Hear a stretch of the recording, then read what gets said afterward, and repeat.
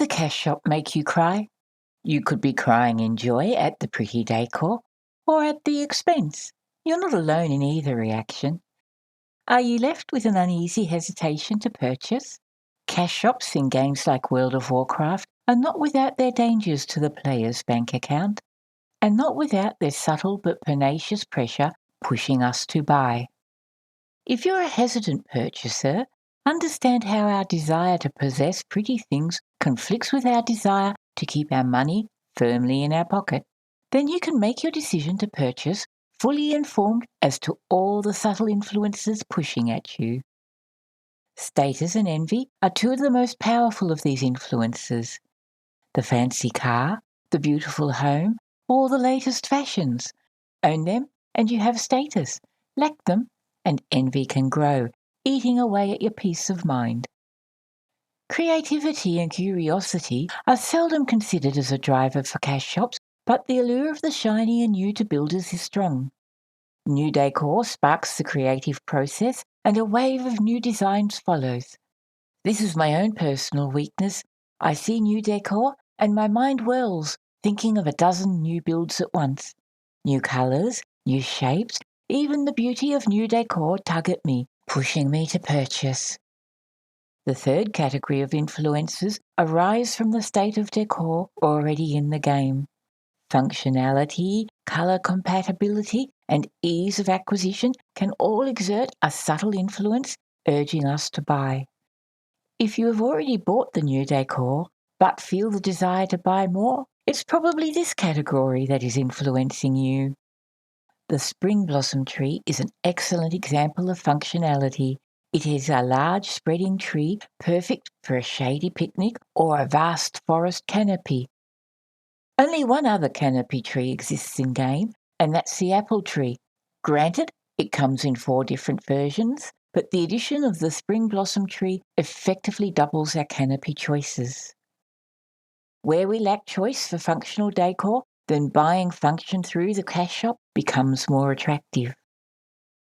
Cool spring blossom pink, there isn't a pink like it in the game. This makes the spring blossom collection harder to match with in-game items, and this in turn casts doubt on the purchase of an item. The spring blossom collection has many items and dye colours it goes with, but if you're dreaming of a pink room, then you may be put off by the warm in-game pinks clashing with the cool pinks of the store. The last of these in-game influences is the ease of acquisition. Greater effort to gather decor in-game drives players to open their wallets for store-bought decor. Sometimes it's better to pay money for convenience, to stop the grind and get back to the activities we love more. Of course, this pressure depends on your own personal love of grinding. The fourth source of emotional conflict derives from the cash shop itself. Overwhelmed by abundance, arbitrary price structure, and future indication of pricing pain, delay the decision to purchase. Mounts, transmog and decor have all dropped onto the shop at once. They come in packs, all the better to waylay you with sheer numbers. Buy now, while it's cheap. Buy now, own them all.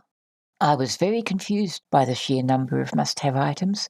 I didn't know which to purchase first, and so I purchased none. As to the arbitrary price structure of decor, here's the math. 2 plushies equal 1 doormat. Because doormat fluff costs more than plushie stuffing, plushies are less complicated to design.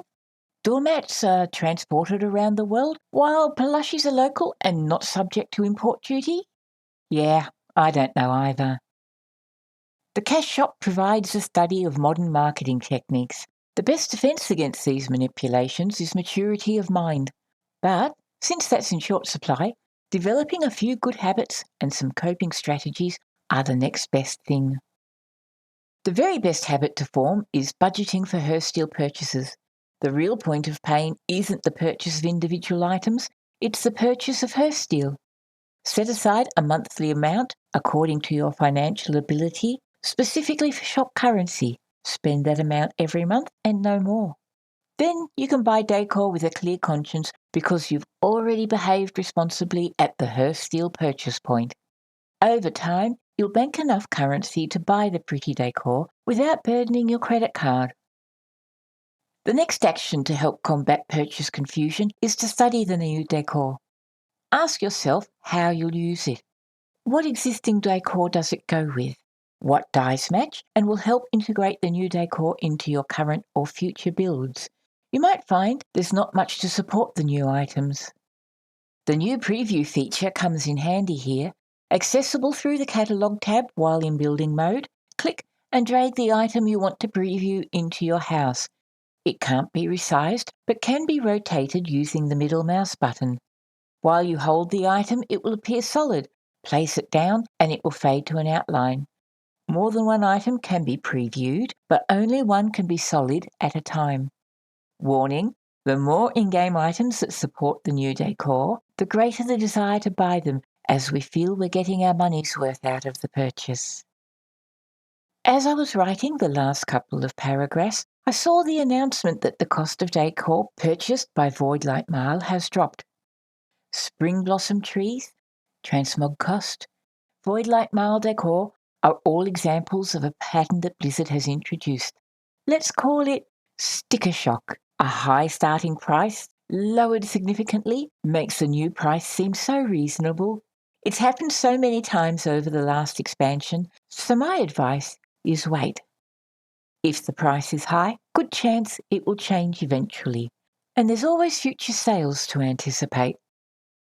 Build the habit of saving your gold and buy WoW tokens seasonally when they're at their lowest. Build up your BNet balance this way.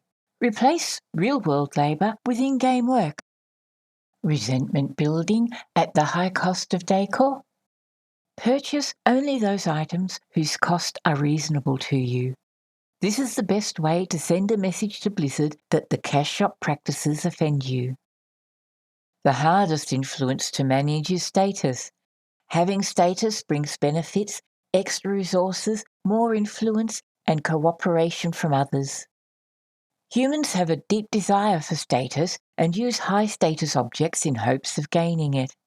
The purchase of the latest mount or the prettiest spring blossoms may bring admiration, but it is short-lived. Real status is earned. In player housing, that means building interesting houses. Forsake cash shop purchases for in-game skills. Learn the tools of your trade. That's decor and dyes. Study techniques and put them into practice. So many great videos out there. That's how you earn everlasting status in player housing. Failing that, I find it helps to put on my hardest to get titles, wear my smexy transmog, and bring out my rarest mounts. It's a small salve to my ego. But my best advice is this: never, ever damage your health or wealth for pretty pixels. Thank you so much for listening to my little tale. We will see you in the next adventure. If you're looking to up your decoration game, then check out this video on cobblestone inspirations.